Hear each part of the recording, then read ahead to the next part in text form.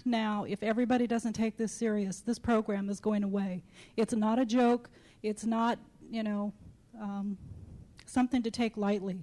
When they're telling you about all the hard work that they put in, believe me, there are hours and hours that they put in on your behalf. And all of you are representing consumers in your area who don't have a clue what's going on. Even though they may be seeing it in the newspaper and hearing it on the radio and TV, they don't understand the gravity of what's happening. All of you should, and you need to take your responsibility very seriously and get that fire in your belly and let your legislators know, like Herb said, we've got to come up with some solutions. We've got to come up with, the consumer voice. And CICA, I remember meeting with Jamie and a couple of others, 8, 9 years ago, talking about, there's going to come a time when the only voice that's going to be heard will be the consumer's voice, because everybody else is going to be taken for granted.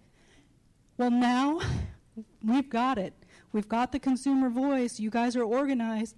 It's time to really take it serious. I really hope that when you go back to your local advisory committee, that you really get a fire going under them, and that all of you take this very seriously, because now is not the time for sidelines. There's no room there. We're facing a huge giant, and we need to really get on our feet and make it happen.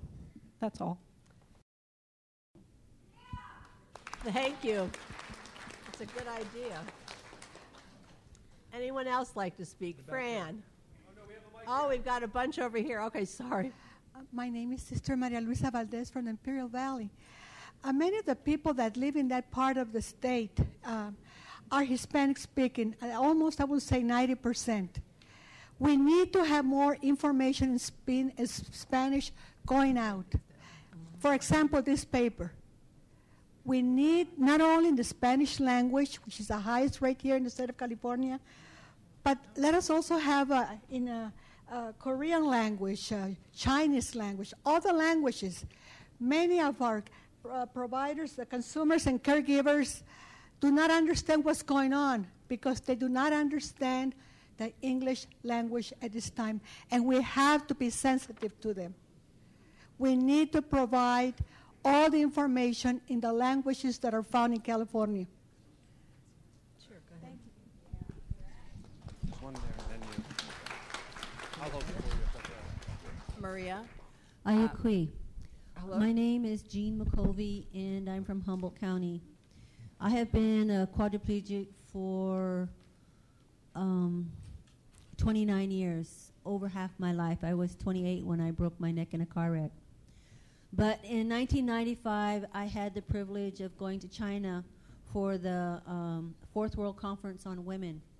And so they had an accord, a 12-position accord, education, environment, violence. There were 12 issues, and one of them was health. So I've been involved with the California Women's Agenda.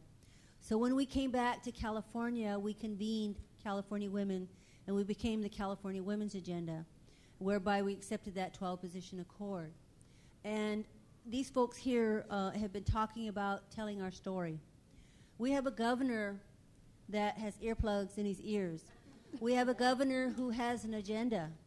And we have legislative people that aren't being conscious and socially acceptable on what our needs are.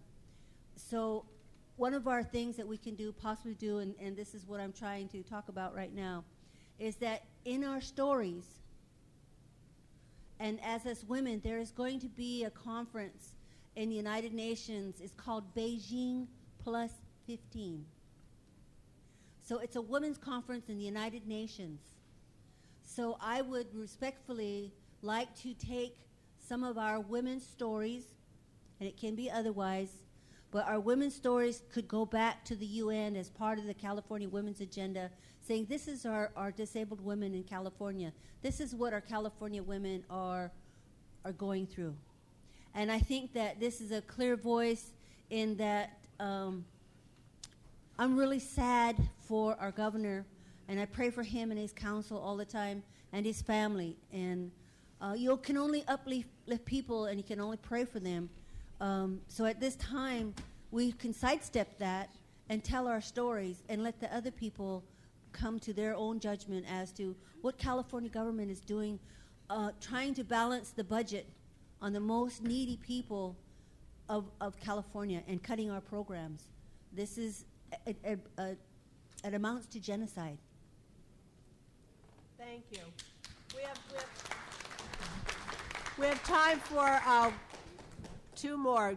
Back there where you are, and then over to Fran. Yes, I once again, Will Scott from Alameda County Public Authorities Advisory Board. We currently know that there are 4 lawsuits / injunctions against the state. Now, the latest one being the background fingerprinting. Now, I have been screaming about the hearing date was January 29th. I found out today that it had been moved to the 22nd.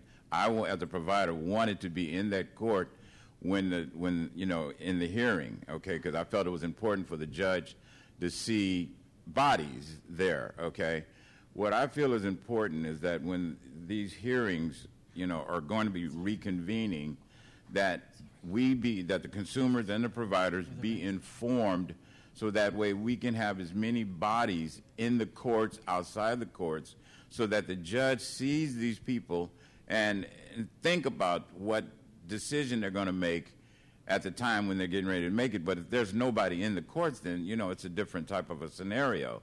But you see, I was sort of disheartening when I found out that it had been moved to the 22nd. So it's like, if we know that when these dates are going to be, then we can go and be in the courts when they're getting ready to convene. Okay, you know, I can help with that, I think. We have, if you get on the websites of CDCAN or the IJSS Coalition, they will keep you up to date on any changes. But I can, with our constant contact, if you are on our email list and we can get out to you, we can tell you when those court dates are. Okay. And I'll keep you up to date. If there is a change, I'll find out through either Marty Emoto, CDCAN, or through John Wilkins' website on the coalition, and can let you folks know if that's an easy way to do it. Sometimes, you know, a lot of people may not have quick access to the computer, maybe a phone call or... No, I know it seems... impossibility. Well, no, what I'm saying is just, I know it seems like an awkward position, but it's just a thought, you know. Okay, well, in a perfect world, but, you know, do try to get on those websites. That's your best option. Okay, Fran? And everything that has been said here this afternoon is important and true. Herb says get the fire in your belly.